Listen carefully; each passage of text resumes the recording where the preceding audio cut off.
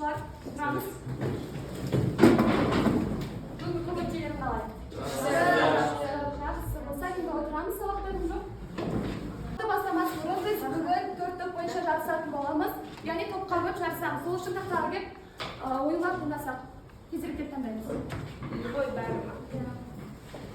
Бірінші топ, екінші топ, үшінші топ, төртінші топ болып отырамыз. Кезерекке бәрі таңдаймыз.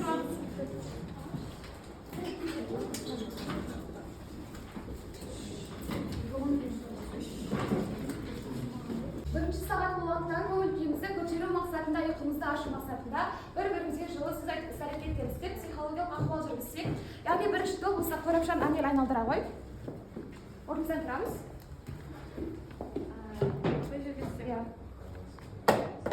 Яғни күлкі сыйла. Жандағы адамға күлкі сыйла. Бір жақсы жылы сөз айтсаң болады. Қасымхан айтқан, мен саған бүгін жақсы көңіл-күй тілеймін. Бүгін сабақта жақсы балл аласың деген үміттемін. Әселен сіз айналдыра ғой. Амандас. Амандасамыз.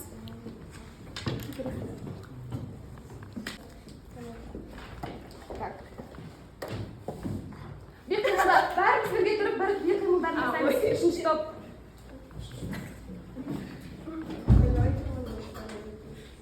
Қандай істеген болады? Тұрбан қолданасың. Давай.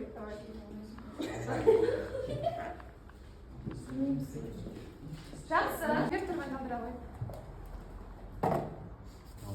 Біздер амандасамыз. Жақсы, енді көңіл-күйіміз көтерілсе, сабақты бастайық. Топтық жұмыс бойынша жарысатын боламыз. Яғни сұраққа жауап берген оқушыларға осы мақтау қағаздары беріледі. Барлығы сол үшін белсенді қатысамыз. Сабақ соңында қай топта мақтау қағаздары көп болса, сол топ жеңіске жететін болады. Оқушылар біз Бейімбет Майлиннің өмірімен таныстық, сонымен қатар Шұғаның белгісі әңгімесін толық оқыдық, мазмұнын білеміз, кейіпкерлермен таныспыз. Енді соны еске түсіру мақсатында тест тапсырмаларына жауап берсек, қол көтеріп жауап береміз. Жауап берген оқушыларға мақтау қағаздары таратылады, сол себепте белсенді болайық.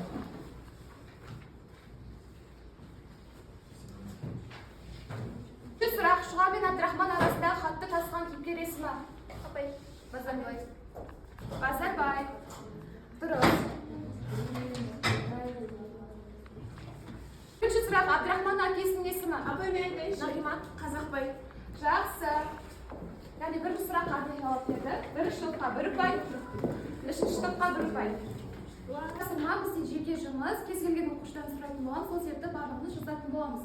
Тапсырма Шұғаның белгісі шығармасына байланысты кейіпкерлердің іс-әрекетіне өздерінің пікірлерін білдіресіңдер. Бірінші бағанаға басты кейіпкерлер жазамыз, екінші бағанаға сол кейіпкердің іс-әрекетін, ал үшінші бағанаға өз пікірлерін білдіресіңдер.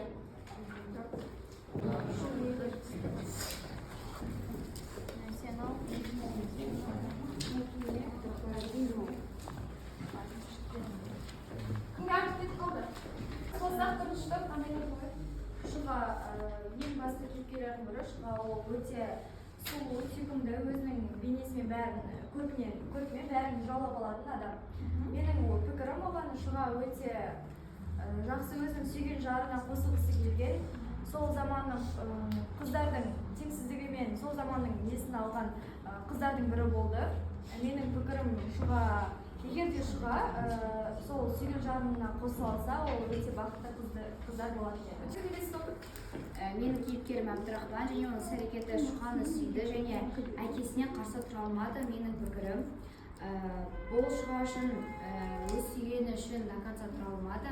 Және де ол егер ең соңында сюжеттің ең соңында ауылға жетісіп барған кезде мүмкін бұл оқиға басқаша аяқталар еді. Өте жақсы жауап.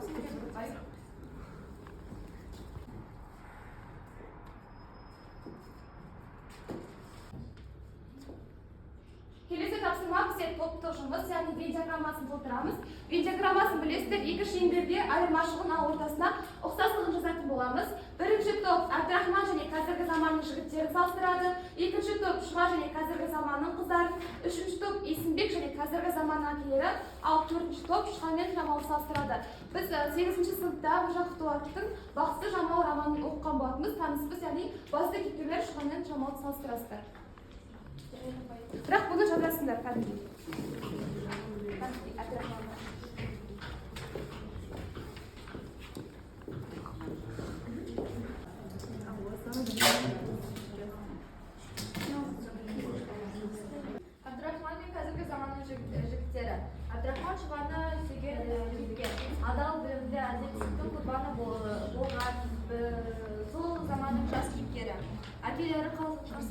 шұғамен қоса алмады.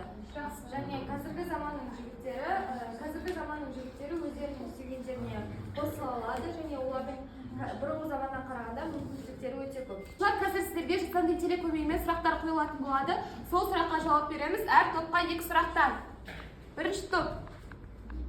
Бір топқа сұрақ. Автор бұл шығармасы арқылы қандай мәселені көтерген? Бұл жерде әйел теңсіздігі туралы айтылған. Шұғаның қалай өзінің сүйген жарына қоса алмағанын, сол жерде көбінесе ақшаның қандай маңызды екенін көрсеткен. Яғни әлеуметтік теңсіздікте орын алған. Жақсы. Екінші сұрақ бірінші топтың. Сұрағымызды нақты тыңдаймыз. Сұрақ. Қоғамдағы әлеуметтік теңсіздік Шұға мен Әбдірахманның тағдырына қалай әсер етті? Келесі сұрақ. Қоғамдағы әлеуметтік теңсіздік пен Шұға мен Әбдірахманның қалай қатысы бар? Олардың қатысы өте көп, себебі олар қоғамдағы әлеуметтік теңсіздіктің кесірінен әкесінің шешімімен олар қосыла алмады, солай бір-бірінен айырылып Шұға көз жұмды. Өте жақсы. Үшінші сұрақтарымызды тыңдаймыз. Егер сіз Шұға мен Әбдірахманның орнында болсаңыз, қандай шешім қабылдар едіңіз? Жақсы. Кім жауап береді? Мен егер Шұғаның орнында болғанда, олай қатты қайғырмай, Әбдірахманды күтетін едім. Ол уақыт өткен болса да, может, келетін шығар деген сияқты. Өте жақсы. Төртінші топ. Егер Әбдірахман әлеуметтік жағдайы жоғары адам болғанда, оқиға қалай өрбіген болар еді? Келесі сұрақ. Жауап береді.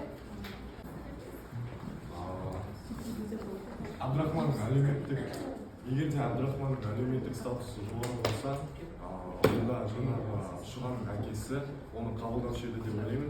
Және де Шұға мен Әбдірахман екеуі үйленіп, бақытты өмір сүретін еді деп ойлаймын. Өте жақсы. Соңғы тапсырма бізде шығармашылық жұмыс, яғни шығарманың басты кейіпкерлеріне және авторға хат жаздық. Бірінші топ Әбдірахманға, екінші топ Шұғаға, үшінші топ Есімбекке, төртінші топ авторға хат жазады. Яғни өздеріңіздің ойларыңыздағы көкейкесті сұрақтарыңызды қойсаңыздар болады. Әбдірахман сен неге әкесіне барып, Шұғаның қолын сұрап көндірмедің? Егер сен іс-әрекетін әкесін көндірсем, бұл әңгімесіне жақсы аяқталатын еді. Шұға көз жұмбай екеуін бақытты болар едіңдер. Бейімбет Майлин. Сізге Шұғаның белгісі шығармасы үшін алғыс білдіргім келеді. Шұға бейнесі арқылы қазақ қыздарының нәзік қайсар табиғаты мен адал сезімнің ерекше сипатын тамаша суреттей алдыңыз. Шұға мен Әбдірахманның шынайы махаббаты мен сол дәуірдің қатыгез салт-дәстүрлерінің арасындағы күресі жүректі тезбейді. Сіз сол кездегі қоғамдағы әділетсіздікті шынайы әрі әсерлі жеткізе алдыңыз. Өте жақсы, рахмет. Есімбекке хат. Құрметті Есімбек, сәлеметсіз. Менің сізге бірінші сұрақтарым бар. Қарса болмайды деген ойдамын. Ал ендеше бірінші сұрағым, сіз өзіңіздің таңдауыңызбен дұрыс деп ойлайсыз ба? Ал екінші сұрағым, сіз өзіңіздің таңдауыңызды дұрыс шешім қабылдадыңыз ба? Яғни Сабақ аяқталды. Енді сабақтан алған әсерлерді осы қағазға өз пікірлерін жазыңдар. Сабақ түсінікті болса бірінші домбыраға, орташа түсінікті болса екінші домбыраға, ал сабақ түсініксіз болса үшінші домбыраға келіп жабыстырасыңдар.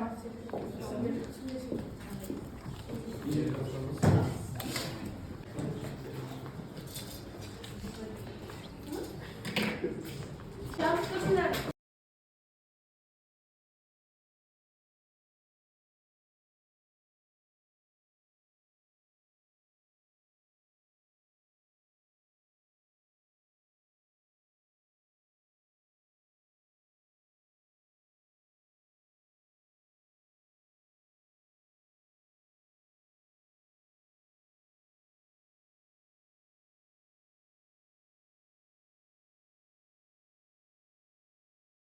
Бір топқа сұрақ.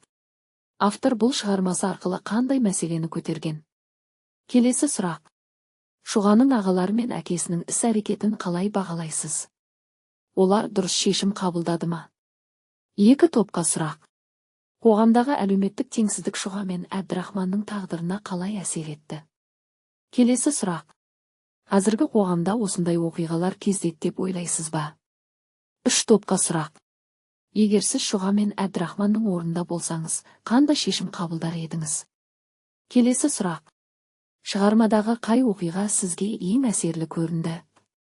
Неліктен? 4 топқа сұрақ.